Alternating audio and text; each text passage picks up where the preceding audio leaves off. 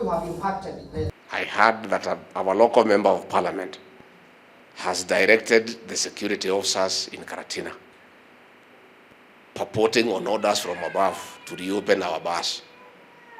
One, a member of parliament cannot instruct security officers. And if the security officers in this region are taking instructions from a member of parliament, we shall discipline them. This morning, as I was walking around in the village,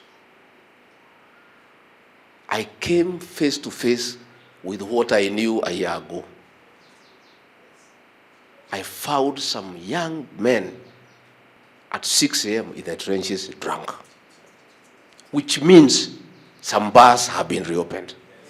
One of the most successful intervention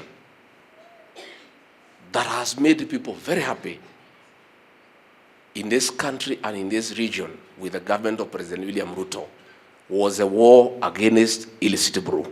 Anybody stopping that war or undermining it is setting the president and the government against the people. Mr. President, if you allow overzealous officers at Harambee House with a political scheme to interfere